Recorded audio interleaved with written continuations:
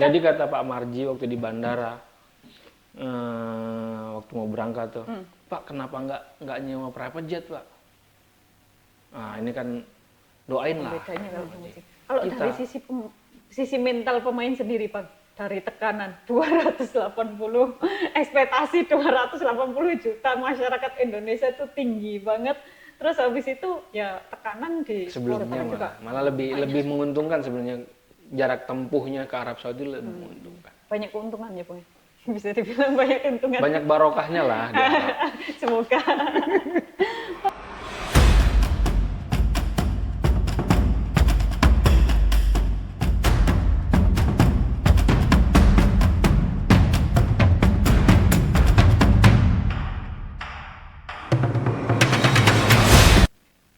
Hai semuanya.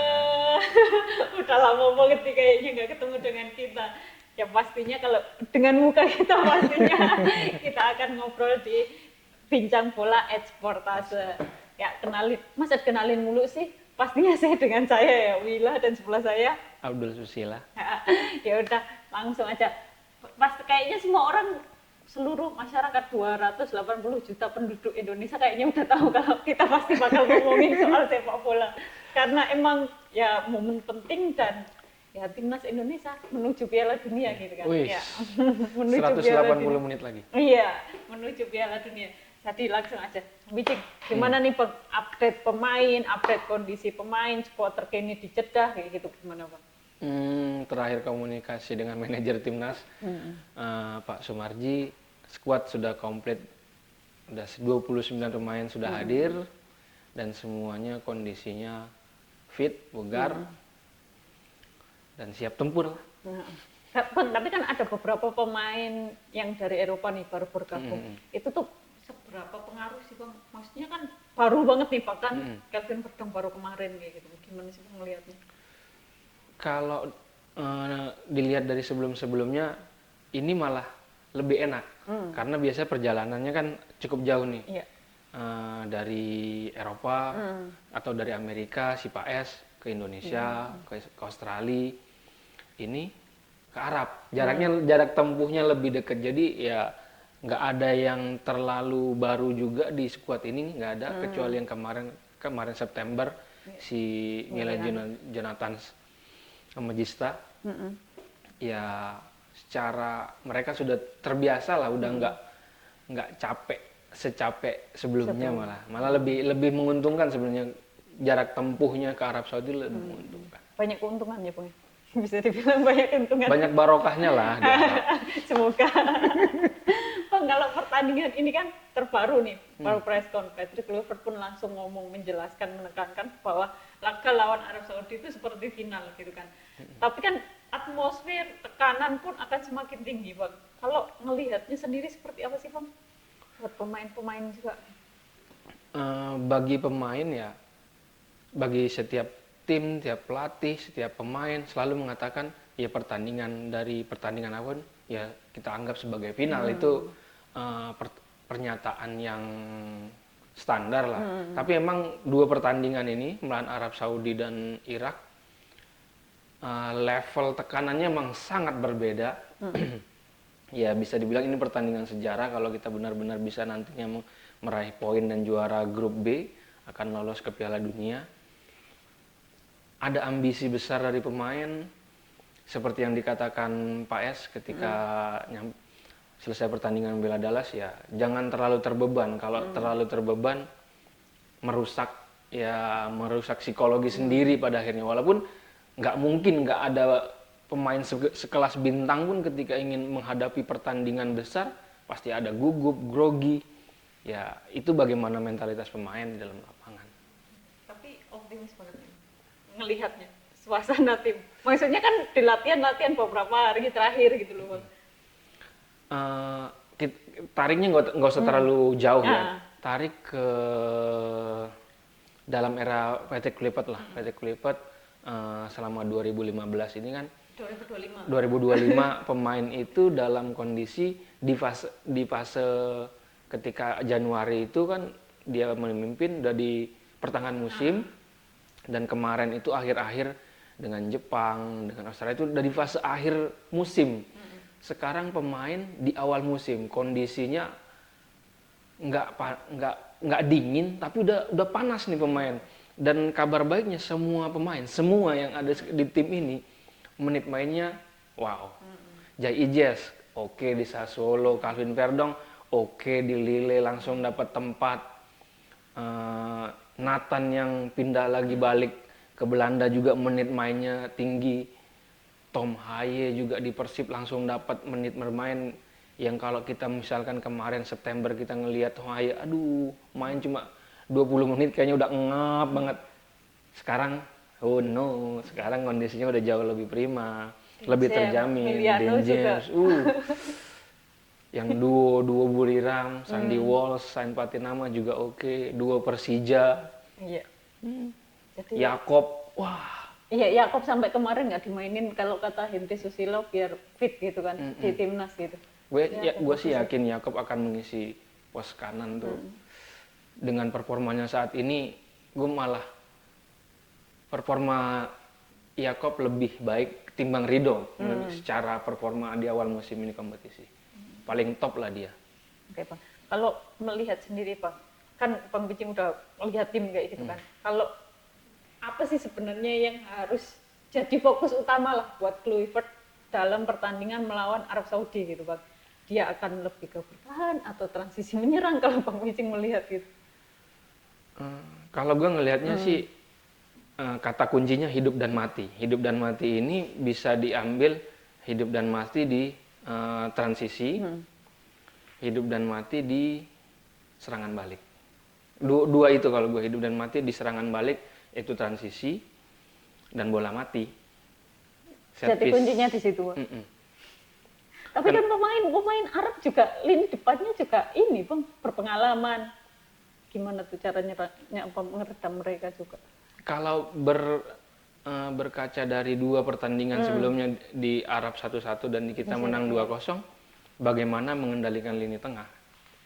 Lini tengah dikendalikan, Arab tidak bisa berkembang, walaupun kemarin misalkan dia menguasai permainan ketika di Jakarta, tapi kita menang 2-0, transisi kita bagus, dan serangan balik kita cepat. Dan Arab juga punya serangan balik yang lumayan dari total 19 gol selama kualifikasi Piala Dunia, hampir 50% diantaranya serangan balik mereka. Tapi kan di uji coba terakhir nih Bang, di dua uji coba terakhir Arab Saudi lawan Makedonia Utara sama Ceko, mereka menang 2-1 sama imbang 1-1 kayak gitu kan Bang. Tapi itu kan mereka udah ada perubahan nih Bang. Awal-awal kan emang kalau lawan Arab kan pelatihnya baru ditunjuk gitu Iya, Bang. Hervé Renard. Iya, tapi sekarang kan udah ada perkembangan gitu Bang. Kalau melihat ini sendiri tuh sebenarnya peluang timnas seberapa sih Bang?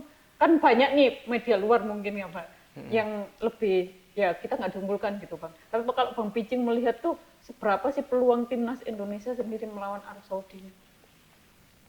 Gue salah satu orang yang selalu melihat permainan media massa menjelang hari pertandingan itu adalah bagian dari cyber. Yeah. Bagaimana caranya Arab merusak psikologi dengan menunjuk wasit asal Kuwait. Sebenarnya itu nggak masalah, cuma ini bagian dari merusak psikologi pemain aja. Dan itu ya sah aja, mau wasit dari mana pun nggak mau wasitnya dari Arab nggak masalah, nggak gentar gitu loh. Cuma ya ini bagian dari itu. Dan juga kayak tiba-tiba ada yang memprediksi dengan super komputernya 7%, tiba-tiba ada yang rilis lagi cuma 5%. Nggak masalah, ini bagian dari permainan sistem yang dibentuk untuk mengacaukan ya mentalitas dan psikologi Indonesia. Dan gue pikir pemain udah sangat siap dengan tekanan-tekanan macam itu. Nggak masalah sih. Bang, kalau melihat gitu, siapa sih pemain yang bakal jadi pembeda di timnas Indonesia lawan Arab kali ini? Kalau sebelumnya kan Marcelino, tapi Marcelino lagi cedera dan nggak bisa gabung gitu kan. Nah, yang kali ini bisa jadi pembeda itu siapa Bang kira-kira? Yang bisa jadi pembeda mungkin ya anak Depok. Anak Depok, oh Miliano Jonathan. Secara permainan kemarin dia lawan Lebanon, sama cara megang bolanya, cara dia menempatkan posisinya, itu agak berbeda lah gitu. Kelihatan dia punya kelas, punya level sendiri yang mungkin kali ini bisa menjadi kejutan lah buat Arab karena belum terlalu terprediksi bagaimana gaya dan permainannya. Oke, pembedanya kalau pemicing. Kalau dari sisi mental pemain sendiri, Bang, dari tekanan 280, ekspektasi 280 juta masyarakat Indonesia itu tinggi banget. Terus habis itu ya tekanan di supporter juga, banyak supporter yang pasti bakal datang mendukung timnas langsung gitu kan, Bang. Itu kan pasti juga pengen lihat timnas Indonesia hasilnya bagus gitu. Yang sebenarnya tertekan Arab Saudi main di kandang, langganan Piala Dunia. Lah Indonesia udah lolos fase 4 aja udah sejarah baru. Kita nggak lolos di sini pun ya udah gitu, ya selesai. Anggap aja nanti tahun depan lagi deh, edisi berikutnya. Kalaupun memang ini tercapai, wow. Cuma yang lebih terbeban sebenarnya Arab Saudi. Mereka sudah 2 edisi lolos di Jeddah, kali ini ingin hat-trick lagi lolos di Jeddah ya. Tapi nggak bisa, ini Indonesia. Berarti kita bisa buat kejutan gitu. Beban sekarang itu ada di Arab, bukan di Indonesia. Mereka yang bebannya sangat besar. Makanya bermain dengan ya banyak intrik lah. Banyak drama yang belum sebelum pertandingan tuh banyak banget kemasan-kemasan gimmick-gimmick yang dibuat. Oke, Bang, aku lanjut sekarang soal formasi. Formasi nih, Bang. Soalnya kan kalau terakhir kemarin sebelumnya tuh belum bisa ketebak gitu kan. Formasi yang akan digunakan Patrick Kluivert dan lain sebagainya. Tapi pas September kemarin udah mulai kelihatan kan, Bang. Apa dia juga bikin pernyataan kayak emang pengen menetapkan skema yang seperti apa buat timnas gitu kan. Kalau Bang Wijing sendiri. Ya 2 uji coba kemarin udah cukup menggambarkan bagaimana Kluivert menanamkan filosofi permainannya lah. Dia mungkin dengan timnya menganalisis bahwasanya formasi 3 back yang dipakai tidak begitu efektif sebenarnya. Dengan gaya dia yang ingin bermain lebih ball position tidak efektif, makanya dia pakai 4. Ketika lawan Taiwan kita kalau nggak salah ini dia pakai 4-2-3-1 dan kemudian lawan Lebanon 4-3-3. Gue yakin nanti melawan Arab Saudi akan memakai formasi 4-3-3. Kalau menurut gue ya, 4-3-3, belakang ada Martin Paes, 2 back tengah, Jay Ijes pasti, satunya, mohon maaf, 2 Persija di Liga agak menurun, gue lebih memilih Kevin Dix. Di kanan, Jakob Sayuri kalau gue, di kiri Verdong. 3 di tengah, Jay Evaluasi, Tom Haye, Dan James. Iya, Dan James lagi oke juga tuh. Sayap, Miliano Jonathan.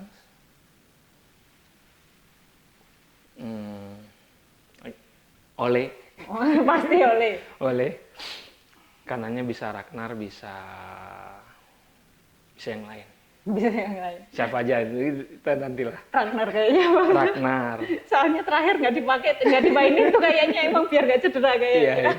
Iya, jadi Bang, terakhir pertanyaanku, prediksi skor dan apakah timnas Indonesia bisa buat kejutan? Prediksi skor udah apa ya? Bisa kejutan. Kalau bisa buat kejutan, ya sangat akan mengejutkan buat tuan rumah lah Indonesia. Entah kenapa gue sepakat sama Pak Marji yang mengatakan auranya ini sangat positif. Gue ngelihatnya ya auranya tim ini sangat positif dan di media sosial ini kayak satu suara semua loh. Nggak ada yang kontra narasi gitu sama mungkin kita sama-sama mungkin banyak lah bukan kita mungkin banyak yang tidak sepakat ketika pemecatan Sintayong diganti oleh Kluivert, mungkin kita banyak yang nggak sepakat. Tetapi dalam momentum ini, semuanya satu suara, yuk dukung, yuk berdoa sama-sama, lolos nih, bisa nih. Narasinya tuh adem banget, semuanya kayak gini banget nih loh, kuat banget. Jadi optimis, bikin kejutan. Sangat optimis. Sangat. Nah, prediksi skornya berapa? Selisih 1 gol. Satu gol berapa itu pun selisih 1 gol. Iya 2-1, 1-0. Ya 2-1 lah. Bisa 2-1 gol. Udah itu aja pun pertanyaan Bu. Kalau gua tipis ya. Kira-kira Will. Kan kita ada 29 ya. Dan yang masuk 23. Kira-kira nih 6 pemain yang akan dicoret. Waduh, aku lo nggak Kira-kira bisa aja. nebak sama sekali, Bang. Aku nggak dukun ini masalahnya. Ya kira-kira lihat dari performa, kebiasaan. Masalahnya tuh ada beberapa kayaknya masih belum ini deh, Bang. Performa oke sih, cuma kayaknya di klub oke, kayak Ramadan Sananta kan oke banget tuh di klub, cetak-cetak gol. Tapi kayaknya kali ini belum dikasih kesempatan main deh sama Clifford gitu. Tuh pertama dicoret. Kiper dong, kiper. Oh, kiper Nadeo kayaknya. Bukan Reza. Reza. Reza mana dia nih? Reza sih, ya. Reza. Panggil terakhir kan dia. Iya, panggil terakhir Reza. Nadeo bisa lah buat ketiga gitu kan. Terus Yang banyak kan menumpuk sebenarnya back sayap kiri kan. Iya, kiri. Ada Sain, Ada, James, Perdong, Nathan yang Nathan. sebenarnya posisinya itu. Iya, Nathan tapi bisa maju juga dong. Nathan lebih kan gelandang masalahnya gelandang kan Nggak banyak yang iya main. nggak banyak kan Bang, makanya kayaknya Nathan juga masih bisa dimasukin. Tapi kan biasanya Dinjen juga kadang-kadang di Iya. ini kan. Jadi kayaknya perubahan posisi itu masih bisa terjadi gitu Bang. Bisa sih Bang. Nathan kayaknya aku Nggak malah ya? yang ragu ya, malah ragu kayaknya Bang. Karena tengah kan posisi tengahnya Iya. emang lagi nggak banyak gitu kan pemain kayak cadangannya tuh Maye siapa gitu kan. Berarti kalau pilihannya Walaupun ada antara Beckham, Sen Sen Patinama atau Yance. Sen Patinama sih Bang. Iya. Iya, Sen Patinama. Sen Patinama ya. Bisa tuh, Sen Patinama, Tengah ada McClough, Beckham. Klok Beckham. Ya dua Persib itu mungkin. Enggak ya? Dua Persib itu kayaknya aku malah Mark Klok sih. Mark Mark Klok Klok. Mark Klok yang ini dicadangin. Mm-mm. Beckham soalnya beberapa kali dicoba pun beberapa kali main pun selalu dipercaya sama Clifford kan. Gaya mainnya juga mungkin cepat lari dan lain sebagainya itu loh. Bang. Jadi akan bisa jadi keuntungan kalau lawan Arab Saudi. Hanya juga. kemungkinan kalau berkaca dari lawan Jepang tuh body balance-nya mungkin Iya. Beckham yang terlalu mudah. Masing-masing Ya tuh gampang banget. Bahkan di AFC kemarin terakhir juga gitu lawan Thailand, lawan Bangkok juga masih gitu. Body dia. balance-nya mudah jatuh antara Iya. mudah jatuh dan diving. Itu sih Bang, jadi kayak terus Ramadan Sananta yang pasti tuh. Ramadan Sananta tuh masuk. Justra. Justra kayaknya masih masuk deh Bang kayaknya. Tapi masalahnya depan juga lagi nggak banyak juga. Bisa nggak bisa tuh nggak bisa nebak 6-6-nya nggak bisa, saya bukan dukun masalahnya itu aja dah. Udah mau apa lagi yang dibahas. Siapa yang nyetak gol? Prediksi aja. Oleh sih, Oleh ya? iya Yakin? yakin oleh Romeni. Apalagi udah ada duetnya Miliano kan oke. Cuma Miliano terakhir aku lihat yang lawan Lebanon tuh emang ada beberapa, mungkin baru debut kali ya Bang ya. Jadi agak nervous gitu. Aku lihat dia tuh kayaknya beberapa kali dapat peluang kan nggak ngesut gitu kan. Jadi kayaknya aku ini sih masih oleh dia. Rasa percaya dirinya dia walaupun kemarin cedera, tapi aku ngerasa rasa percaya dirinya oleh tuh bagus lah. Kalau kata bajuku terbanglah lebih tinggi Garuda. Jadi semoga aja juara saya. Juara grup langsung Piala Dunia kan. Jadi ya udah. Jadi kata Pak Marji waktu di bandara, waktu mau berangkat tuh, Pak kenapa nggak nyewa private jet Pak? Nah ini kan doain lah kata Pak Marji. Kita lolos langsung, jadi habis pertandingan kita nyewa jet pribadi, langsung pulang hari Minggu kita pesta di Jakarta, langsung. Semoga aja beneran pesta gitu kan. Kalau kata Martin Paes kan terakhir yang wawancara itu kan dia juga gini. Semoga saja kita bisa merayakannya di pesawat. Jadi semoga saja. Jadi nggak perlu nunggu pertandingan Irak Arab. Bodo amat, kita pulang. Iya benar. Semoga saja menang ya dan juara lah. Ya udah sampai di sini pembahasan kita dan akan ada pembahasan lainnya. Jangan lupa akan ada lawan Irak juga dan itu juga bisa penentuan. Udah ada saya lagi sebelah pemain Persib. Udah nyari gara-gara mulu ya? kemarin iya. Udah nyari gara-gara mulu tuh pemain sebelah. Jadi ya udah, sampai ketemu di video-video selanjutnya. Bye. Terus.